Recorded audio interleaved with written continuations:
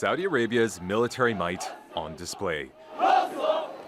Saudi generals have been leading a coalition of forces attacking the Houthis in Yemen for nearly 3 years. The Iranian-backed rebels, who oppose the internationally recognized government of President Abdurrabba Mansour Hadi, remain in control of large areas of the country. And the Saudi armed forces have been internationally criticized for killing thousands of Yemenis while causing widespread destruction and achieving little. King Salman bin Abdulaziz Al Saud has announced a reshuffle of the army's chief of staff and the heads of ground and air defense forces. The war in Yemen, there is a serious failure when it comes to Saudi Arabia. There is growing criticism from international community, and there is a serious pressure that Saudi Arabia should stop what they are doing now and change course if it's needed. And I think Saudi Arabia is trying now to open up to the international community by trying to open up airports and ports for support, food or medical support, so they can reduce the pressure on the Saudi Arabia government and the alliance. The most notable dismissal was the military chief of staff. General Abdurrahman bin Saleh al-Binyan is being sidelined to become a royal court consultant.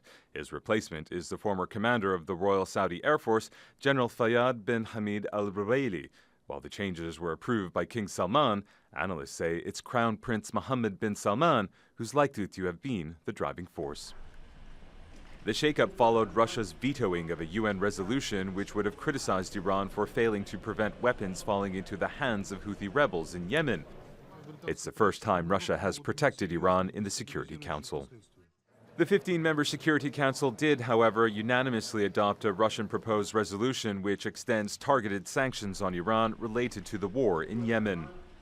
Russia doesn't like the outcome of certain expert panel reports, but just because it doesn't like the messages doesn't mean it can undermine everything they say. So we'll be urging our colleagues, for the good of the United Nations system, to vote in favour of our resolution. But your text doesn't reflect everything in the panel of experts' reports. There's no mention of UAE torture camps. There's not the same mention of the bombardment by the Saudis and the illegality of that in your resolution.